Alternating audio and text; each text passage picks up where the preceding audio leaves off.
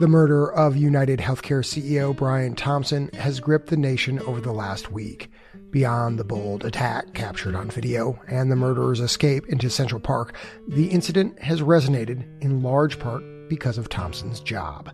This case has put America's health insurance coverage on blast. We're fighting with the insurance company over her dialysis to keep her alive. They tried to charge me $400. They did not want to pay for my anesthesia. They don't want to cover anything. A recent Gallup poll found that fewer than 3 in 10 Americans believe healthcare coverage in the U.S. is good.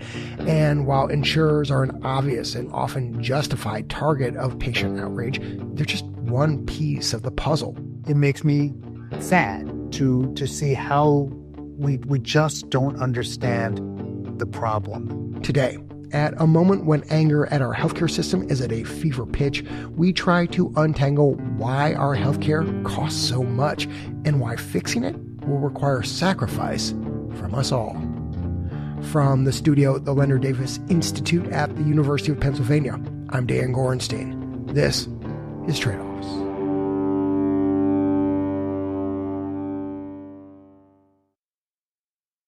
My name is Aaron Carroll. I'm a pediatrician and health services researcher. I am currently the president and CEO of AcademyHealth, which is the professional home for health services and health policy researchers. Aaron Carroll has spent the last 20 years trying to figure out how to make healthcare in the U.S. work better and cost less. And he spent much of the last week feeling like the public response to the murder of Brian Thompson has missed the mark. So we called Aaron up and got him in his hotel room in Washington, D.C. Aaron, as soon as news broke that Brian Thompson, the CEO of the insurance company UnitedHealthcare, had been gunned down in Manhattan, we started seeing people respond with real anger. Folks went online to share their stories of insurers denying to pay for their care, and some made comments like, "Unfortunately, my condolences are out of network." What have you thought, Aaron, as you've seen, read, and heard these sorts of comments? Well, first of all, there's just no excuse for murder. And part of me was just horrified that we could have any justification for something so horrible. But I also was thinking that a lot of the anger, while real, is somewhat misplaced. Look, I've written multiple columns on my frustration with health insurance, but it's not because any individuals are evil or because people are mean or because they want to make money while screwing others. When you get down to sort of any individual who works in the healthcare system, you almost universally come upon people who are trying to do the best in a very, very, very broken world. Our healthcare system has a ton of problems. And at heart, it's because healthcare costs so much in the United States, and that makes everything else so much more difficult. Before we talk about the system, before we talk about costs, though, I think it's really important to spend some time talking about the insurers, because I think their role is sort of nuanced. We know why these insurers have the reputation that they do. There are the ubiquitous complaints about premiums and copays, the frustrations over whether insurers are going to cover the care with all these prior authorizations. At the same time, Aaron, as you just said, it's less that insurers are evil, just looking to make our lives difficult out of spite or even just good old-fashioned greed. They often play the role of bad cop because of how much healthcare costs. I'd really like you to break down for us what the role of the insurer is and how they fit into this larger puzzle. Yeah, I mean, it's important to understand that insurance, whether it's public, whether it's private, whether it's for-profit, whether it's nonprofit, they're intermediaries. And their job is to collect a whole bunch of money from their beneficiaries, put it in a pool, and then figure out how to pay for everyone's care in a way that's as fair as possible. And in order to make sure that there's enough money, they have to put some guardrails on what it can and can't be used for. And so there are rules about what is covered and what is not. Now, in general, everybody in the United States wants almost everything to be covered. Well, if you want almost everything to be covered and you're going to spend a lot of money, then you got to charge a lot for the insurance. Let me just jump in here for a second. Can you give a nice classic example of the kind of spending the insurance companies want to guard against? Yeah, I mean, they want you to get the care, but they want it to cost less. So, for instance, they will charge you more to go to the emergency room, you personally, out of your own pocket, because they want to drive you to go to the primary care physician. Now, we could get off on a tangent here, and I can spend a lot of time talking about how cost sharing doesn't actually drive people into smarter care. It just drives them into less care, which is very dangerous for people who are very ill. But the general theory holds. If you charge people out-of-pocket costs, they will spend less money. But a lot of what I've described will take place in Medicare Advantage plans. They will take place in nonprofit insurance. They exist in for-profit insurance. These are the general tools that insurance in general can use to try to get you to spend less money. And spending less money, right? Like, I think people sort of generally get that concept, and in some ways are willing to give insurers some latitude there. At the same time, though, we've seen insurers arguably abuse some of these tools, as you say. Like, for example, our friends at Stat News published an investigation that United, the company that employed Brian Thompson, cut off rehab for people on Medicare. A ProPublica investigation recently found that United illegally was restricting access to mental health care. I mean, there are these abuses that insurers are taking. Yes. And like there are bad actors in every facet of American healthcare. And no one should be excusing that. People should suffer the very real consequences of that, whether it be fines or prison time or whatever the appropriate punishment is for breaking the law or abusing their privileges.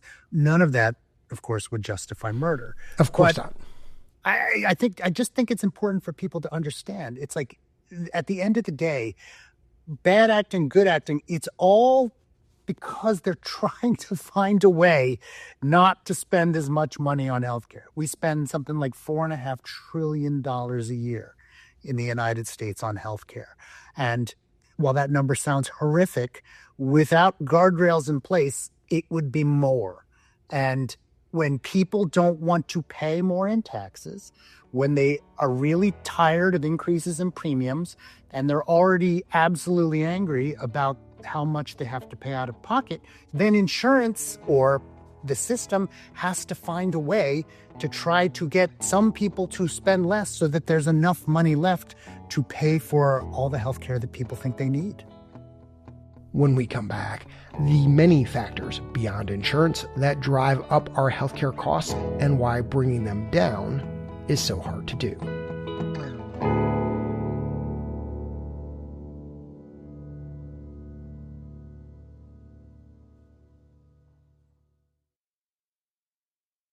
Welcome back. We're talking with pediatrician and healthcare researcher Erin Carroll, who heads the nonprofit research organization AcademyHealth, about the complex role insurance plays in our expensive and frustrating healthcare system. And Erin, I think it's very easy, right, for people to look at some of these abuses that the insurers have taken, some of the frustrations that people have directly with their insurers, and sort of point the finger at the insurer and say, the villain is there. Aha, I see them. At the same time, the root of the problem, it seems like, from the work that you've done over the years, the reporting I've done, the actual villain here is really more the high price of healthcare in the U.S. And what I want us to really talk about now here is what is driving that high price? Because obviously it is more than the insurers. I mean, it sounds circular, but the problem is the prices. The problem is that we charge more for everything in the United States because it has become an incredible cornerstone of our economy. 17 to 18% of GDP is healthcare. It's a major economic engine. It's the way that enormous numbers of Americans make their living. It's just an enormous beast, and it wants to keep growing. And because everything costs more, everything is to blame. We pay more for drugs. We pay more for doctors. We pay more to go to the hospital. We pay more for nurses. We pay more in administration because all of the paperwork wastes an enormous amount of time.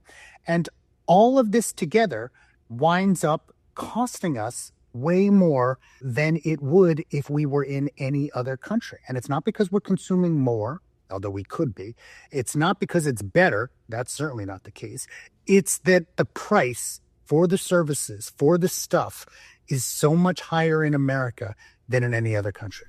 And those prices are higher because why? Because we're willing to spend it, and we are not willing to say no, and we are not willing to put either negotiations or policies in place that limit anyone's ability to make as much money as they can. And really, it is the insurers who are, in fact, the ones usually saying no the most. Yep. And that's because if we're unwilling to do policy or unwilling to do regulation or unwilling to negotiate, if all of those other actors keep demanding more and more money, who is going to say no? It's insurance.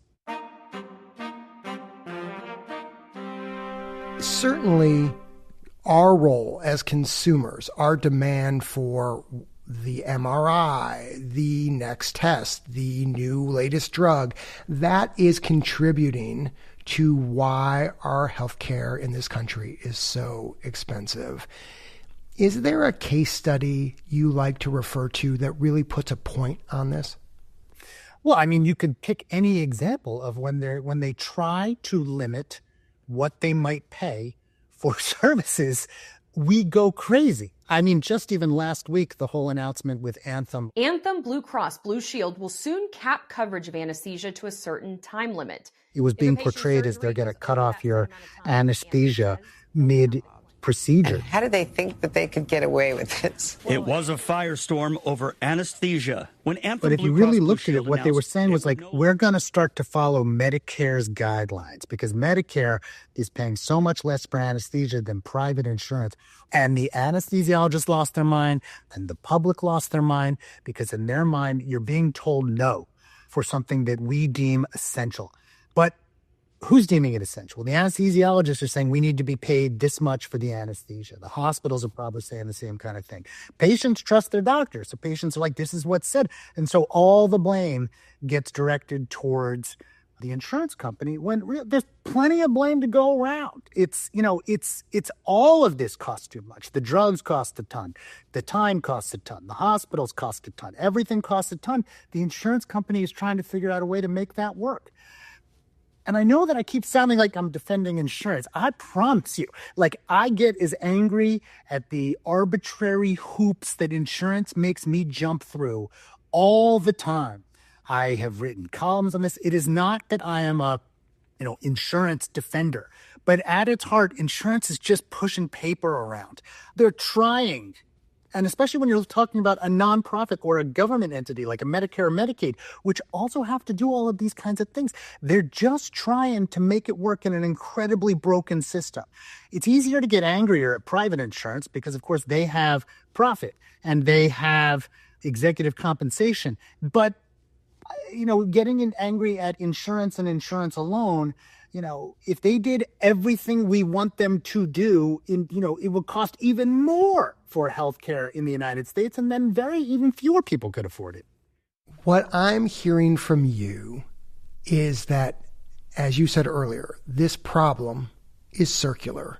Everybody has a hand in the problem. That includes hospitals, doctors, insurers, the drug makers, employers, patients, ourselves as consumers. We all are complicit in this price problem we have in the country. Everybody is. And it's hard to grasp. It's not popular.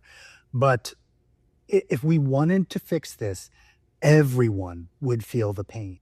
Well, that's what I want to get to.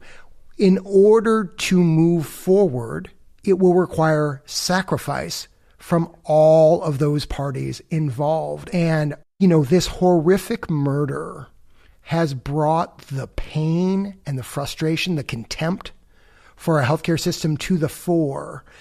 And this conversation with you is our attempt at trying to take advantage of this terrible situation to talk a little bit more clearly about what is going on. And I'm curious from your perspective, what you hope comes out of this moment.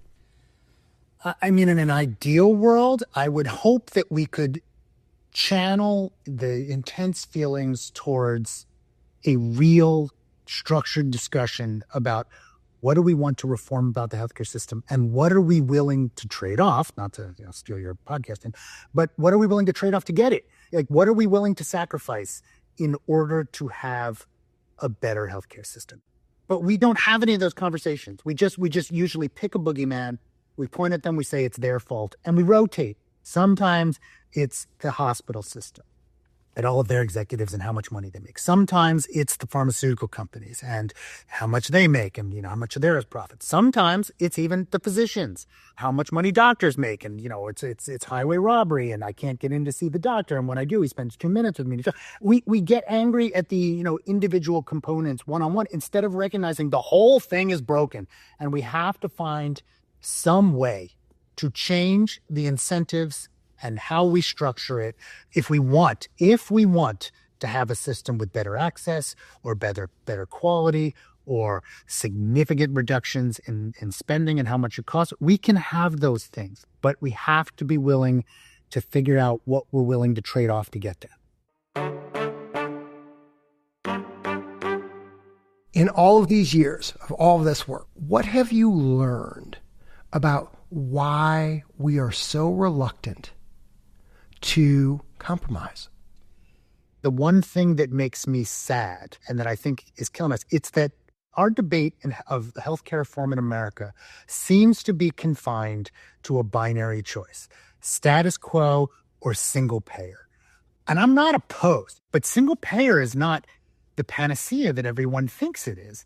We have a single payer system in the United States. It's Medicare, and it costs a fortune, and we're constantly complaining about how expensive it is. But Switzerland is an entirely private insurance-based system. It's cheaper. Singapore, massive individual investment and private insurance, also cheaper. Everyone is cheaper than us. The problem is not that we're public or private. The problem is the entire system is set up badly, and it has so many moving parts and it is so complicated that we can't pull levers to say, hey, we need to reduce costs. What are we willing to give up for it? It's almost too complicated to change. And our only discussion is this binary choice that's false. Going to a single payer system would not magically make everything cheaper unless we started to put the squeeze on everybody once we had a single payer system, and people would get just as angry and just as irate at that system as they likely would at a private insurance system. Final question. What's one thing that has happened since the murder of Brian Thompson that has left you feeling optimistic that we will one day find our way towards a more just, sensible, affordable system? God, I don't know, because to be honest with you, I think this has really, really upset me. It is the glee with which I think people are attacking the people as if, this is the true devil of the healthcare system, and that if we could just tackle this devil, everything else would be fine. And I see politicians sort of almost grabbing onto the same ideas as if there is a simple solution to this. So it's hard because, of course, if such a solution existed, we'd do it. I mean, if there was an easy solution that really wouldn't hurt people, we'd do it. I know you want the optimism. I don't know what the optimism would be. I'm not feeling terribly optimistic. In fact, I'm thrilled we're having this conversation, because when I've tried to have it with others, I've felt shut down. I mean, I know everyone's angry. I get that, but we're not focused on solutions, and that makes me sad. So I don't know that I've really seen yet. Now, if they take this and the Congress or policymakers were to move to try to say, well, what can we do about this problem? I'd feel better, but I'm not optimistic that's going to happen at all. Aaron, thanks for taking the time to talk to us on Tradeoffs. Anytime. I'm Dan Gorenstein. This is Tradeoffs.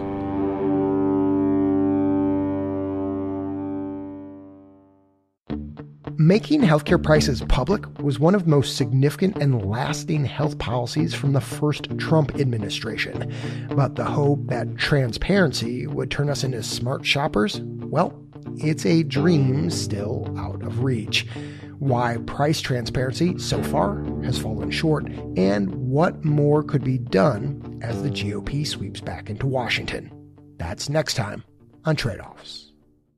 If you enjoyed today's episode of Tradeoffs, don't keep it to yourself. Tell someone else about it. Friend, colleague, family member. Better still, leave a rating or a review wherever you subscribe to us. The NPR app, Apple Podcasts, Spotify, wherever. The Tradeoffs team is producers Ryan Levy and Melanie Evans, editor Deborah Franklin, executive director Jessica Silverman, marketing director Catherine Dougal, audience engagement lead Shannon Crane, with help from Kate Seepy and Cedric Wilson, sound designer Andrew Perella, executive editor Dan Gorenstein, and senior producer Leslie Walker. The Tradeoffs theme song was composed by Ty Sitterman, with additional music this episode from Blue Dot Sessions and Epidemic Sound. Special thanks to all our listeners who help to support our work. Our media partner is Side Effects Public Media, based at WFYI. Tradeoffs is supported by the Robert Wood Johnson Foundation, Arnold Ventures, the Gordon and Betty Moore Foundation, the Sozose Foundation, Just Trust, West Health, the California Healthcare Foundation, the Leonard Davis Institute at the University of Pennsylvania, and the National Institute for Healthcare Management Foundation. Our financial supporters are not involved in any decisions about our journalism. The views expressed in this episode are those of the individuals and not those of Tradeoffs staff, advisors, or funders.